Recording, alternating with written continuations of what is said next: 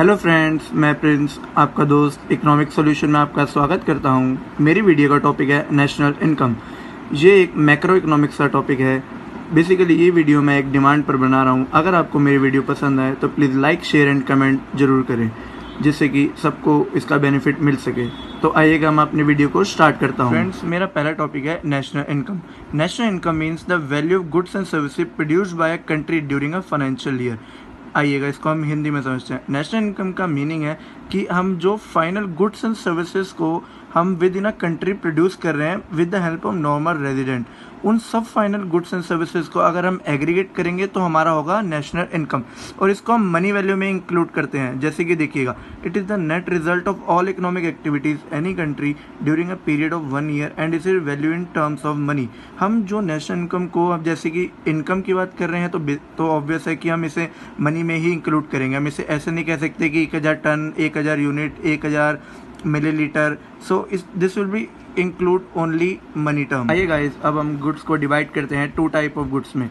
जैसे कि फर्स्ट होता है फाइनल गुड्स एंड सेकंड होता है intermediate goods. First final goods को हम कंज्यूमर गुड्स भी कहते हैं, जो एक डायरेक्टली सेटिस्फाई करता है कंज्यूमर की वांट्स को। जैसे कि आपकी मदर है, अगर आपकी मदर कुछ खाने के लिए राशन का सामान लेकर आती है, मिल्क लेकर आती है, ब्रेड लेकर आती है, तो आप उसको डायरेक्टली कंज्यूम करते हैं, तो वो आपके लिए हुआ फाइनल गुड्स। लेकिन अगर आपके वही मदर किसी बेकरी के काम में लगी हुई हैं, अगर आपके मदर ब्रेड लेकर आती है और उस ब्रेड से अगर आप केक बनाते हैं, ब्रेड बनाते हैं, कुछ बनाते हैं, तो वो आपके उसके लिए होगा इंटरमीडिएट गुड्स। तो पढ़िएगा, intermediate goods which are not completely produced not in hand of final user. मतलब कि ये फर्दर प्रोडक्शन के लिए हेल्प होता है और रीसेल के लिए यूज़ किया जाता है इंटरमीडिएट गुड्स। तो जैसे कि आपने देखा, फाइनल गुड्स वो होता है जिसको हम डायरेक्टली कंज्यूम कर लेते हैं अपनी सेटिस्फैक्शन को, अपनी वांट्स को सेटिस्फाई करने के लिए, और इंटरमीडिएट गुड्स को वो होते हैं जो फर्दर प्रोडक्शन के लिए। अब हम पढ़ेंगे difference between intermediate goods and final goods. जैसे कि मैंने आपको बताया था, intermediate goods are use for further production and intermediate and final goods are use for final consumption. आइएगा अब हम डिफरेंस पढ़ते हैं। First point, use for production of other goods and services. जैसे कि मैंने आपको बता चुका हूं कि फर्दर प्रोडक्शन के लिए इंटरमीडिएट गुड्स को यूज़ किया जाता है। इसका एक मेन एग्जांपल है रॉ मटेरियल। और फाइनल गुड्स वो गुड्स होते हैं जैसे कि आपकी मदर आपके लिए कुछ परचेज करके लाई, आपने उसको डायरेक्टली कंज्यूम कर लिया। Second point, intermediate goods mean for resale, so value gets added to these goods. Like आपने अगर रॉ मटेरियल खरीदा 10 रुपीज़ का, तो उसको आप अगर प्रोडक्शन में कन्वर्ट करेंगे तो आप वो प्रोडक्ट बेचेंगे 2 रुपये एक्स्ट्रा लगाकर प्रॉफिट अपना, तो बेचेंगे अपना 12 रुपीज़ का, तो 2 रुपये उसमें फिर से ऐड हो गए। तो इसका क्या मतलब हुआ, हमारे जो रीसेल की वैल्यू थी वो 12 रुपये हो गई। लेकिन हम फाइनल गुड्स में ऐसा नहीं करते, बिकॉज आपकी मदर आपके लिए कुछ अगर परचेज करके ला रही है तो उसको हम डायरेक्टली कंज्यूम कर लेंगे और उसकी वैल्यू इंक्रीज नहीं होगी। Third point, remain with in a production boundary.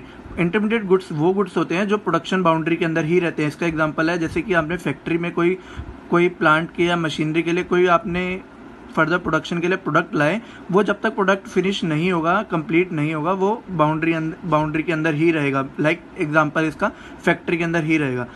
And final goods remain outside the production boundary. जैसे कि मिल्क बना, तो जहाँ पर मिल्क बन रहा है वो तो इंटरमीडिएट गुड्स में रहेगा, लेकिन जब आपने मिल्क कंज्यूम किया, आपकी मदर आपके लिए बाद बटर कंजम्पशन के लिए आ चुका है। Value not included in national income, जो इसकी वैल्यू है वो नेशनल इनकम में इंक्लूड नहीं होती, बिकॉज फाइनल गुड्स की इनकम में इंक्लूड होती है। क्योंकि फाइनल गुड्स की इसलिए इंक्लूड होती है क्योंकि जब आप फाइनल पेमेंट कर देंगे तो वो वैल्यू इंक्लूड होती है नेशनल इनकम में। इसका example, milk use in sweet shop for resale. Milk उसने मिठाई वाले ने लिया, मिल्क यूज़ किया उसने दही बनाने में, बटर बनाने में, पनीर बनाने में, एक्सेट्रा, वो हुआ हमारा इंटरमीडिएट गुड्स। और मिल्क और फाइनल गुड्स का हुआ milk bought by house hold for consumption. Like आपकी मदर आपके लिए मिल्क परचेज करके लाती है और आपके फर्दर कंजम्पशन के लिए। जैसे अब हम डिस्कस कर रहे हैं circular flow of income. It is defined as the flow of payment and receipts of goods and services and factor service between the sector of economy. छोड़िएगा, मैं आपको इसको हिंदी में एक्सप्लेन करता हूँ। सर्कुलर फ्लो ऑफ इनकम है, जैसे आपने पढ़ा अभी कि हमारे पास 4 फैक्टर ऑफ प्रोडक्शन होते हैं प्रीवियस उसमें, land, labour, capital and entrepreneur. तो इसका मीनिंग है जैसे हमने लैंड पे रेंट दिया, लेबर को हमने सैलरी वेजेस दी, कैपिटल पे हमने इंटरेस्ट दिया, एंटरप्रेन्योर को हमने प्रॉफिट दिया। ऐसा तो नहीं है सर कि वो अगर वो हमने उसे पेमेंट करी तो वो अपने घर पे ही रखेंगे। अगर वो फर्दर किसी भी चीज़ पर प्रोडक्ट को स्पेंड करते हैं परचेज करने के लिए या फिर कंजम्पशन के लिए, कुछ लेने के लिए, तो वो इनकम जिस पे भी स्पेंड करेंगे तो वो किसी फर्दर प्रोडक्शन के लिए ही यूज़ हुई होगी, तो वो घुमा कर जहाँ से प्रोडक्शन के लिए फैक्टर पेमेंट निकली होगी देने के लिए, तो उसी के पास वापस आ जाएगी। तो इसे कहते हैं circular flow of income. Guys, अब हमारे पास है types of circular flow of income. Basically हमारे पास दो तरीके के सर्कुलर फ्लो होते हैं, एक रियल फ्लो, एक मनी फ्लो। रियल फ्लो का दूसरा नाम है physical flow and money flow का दूसरा नाम है nominal flow. Basically real flow में हम सिर्फ गुड्स को फ्लो करते हैं, जैसे कि हमने पढ़ा होगा बार्टर सिस्टम। बार्टर सिस्टम में हम सिर्फ गुड्स और सर्विसेज का ही फ्लो करते हैं। जैसे कि अगर आपने कुछ और पैसे नहीं थे, जैसे पहले के ज़माने में पैसे नहीं चलते थे, तो गुड्स के बदले गुड्स लिए जाते थे, तो उससे वो इंक्लूड होगा रियल फ्लो में। और मनी फ्लो में इंक्लूड होगा जैसे कि अगर हमने कुछ भी प्रोडक्शन के लिए या फिर परचेज़ किया, आपने कुछ अपने फाइनल कंजम्पशन के लिए, अगर उसके एक्सचेंज में आपने पैसे दिए तो वो इंक्लूड होगा मनी फ्लो में। आइएगा इसे हम रिलेट करते हैं सर्कुलर फ्लो को। अगर हम फैक्टर प्रोडक्शन में समझे, जैसे कि हमने 4 फैक्टर प्रोडक्शन, बेसिकली आपको ये याद रखना बहुत ज़रूरी है, हमारे पास सिर्फ और सिर्फ 4 type of factor production he use होते हैं, लैंड, लेबर, कैपिटल, एंटरप्रेन्योर। तो ये ना क्वेश्चन आप जरूर याद करके जाइएगा और हम इसको आइएगा रिलेट करते हैं। रियल फ्लो में जैसे कि आप कोई एक ओनर है लैंड के, आपकी लैंड वैकेंट पड़ी है, अगर आपने लैंड किसी को आपने दे दी तो जिसने भी ली होगी वो आपको उसके एक्सचेंज में रेंट देगा। तो लेकिन आपके लिए वो रियल फ्लो है क्योंकि आपने प्रोडक्ट दिया, और उसके लिए वो मनी फ्लो है जिसने आपको मनी दिया। तो रियल फ्लो और मनी फ्लो में सिर्फ बेसिक सा डिफरेंस है। रियल फ्लो को आप बार्टर सिस्टम भी लिख सकते हैं, एक्सप्लेन कर सकते हैं फिजिकली, मतलब कि जिसमें गुड्स एंड सर्विसेज एक्सचेंज हो रहे हैं। मनी फ्लो में मतलब कि किसी प्रोडक्ट के बदले आपको मनी मिलेगा। Phases of circular flow of income, जैसे कि मैंने आपको कहा था कि हमारे पास लैंड, लेबर, कैपिटल, एंटरप्रेन्योर होता है, तो हम उनको देते हैं, तो सर्कुलर फ्लो ऑफ इनकम में वापस हमारे पास इनकम आ जाती है। देखिएगा इसमें डायग्राम में प्रोडक्शन फेज, जैसे कि इनकम को जनरेट जहाँ पर किया, प्रोडक्शन के लिए कोई चीज़ प्रोडक्ट की गई है, तो सबने मिलके 4 फैक्टर प्रोडक्शन ने मिलके कोई चीज़ को प्रोडक्शन करी, उसके लिए फिर जहाँ पे भी सेल करी तो उसके लिए इनकम हुई। जैसे कि ओनर को प्रॉफिट मिला, लेबर को वेजेस मिली, उसी तरीके से जैसे कि लेबर को वेजेस मिली, सैलरी मिली, तो उसके लिए वो इनकम हुई और ऑर्गेनाइजेशन के लिए प्रोडक्शन हुई। लेकिन जो इनकम उसने जनरेट करी, जैसे कि सैलरी आई, वेजेस आई लेबर के हाथ में, वो ऐसा तो नहीं है कि उसको सेव करता रहेगा, एक्सपेंड कहीं नहीं करेगा। तो जैसे ही वो कहीं पे खर्चने के लिए जाएगा तो वो आ जाएगा एक्सपेंडिचर फेज में। डिस्पोजिशन ऑफ इनकम इसका दूसरा नाम है। इसका मीनिंग है कि वो अपनी इनकम को एक्सपेंड करेगा, जहाँ पे भी एक्सपेंड करेगा।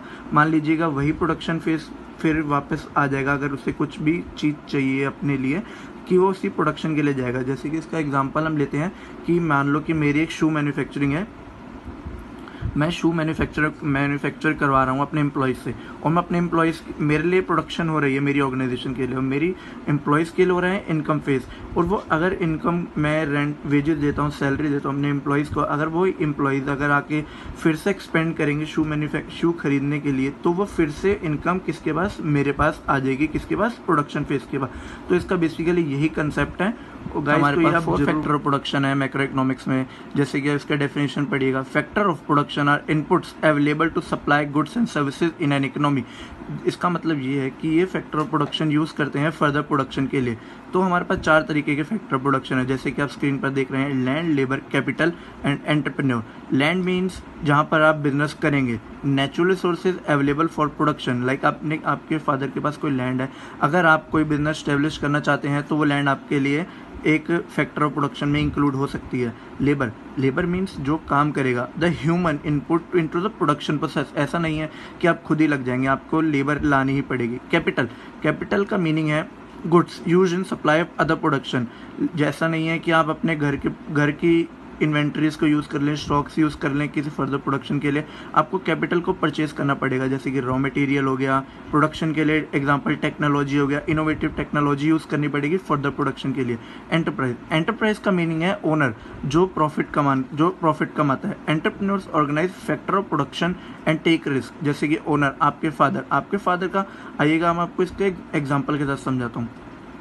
आपके फादर का कोई बिजनेस है, आपके फादर का जहाँ पे भी बिजनेस है, जैसे कि आपका रोहिणी में आपके फादर का बिजनेस है, तो वो जिस एरिया में बिजनेस है वो उसमें इंक्लूड होगी लैंड। और आपके जो फादर के फर्म में या फिर ऑर्गेनाइजेशन में जो बंदे काम कर रहे हैं, एम्प्लॉयज़ काम कर रहे हैं, उससे हम कहेंगे लेबर। कैपिटल मीन्स जिस चीज़ का काम हो रहा है आपके ऑर्गेनाइजेशन में। एंटरप्रेन्योर मीन्स आपके फादर जो ओनर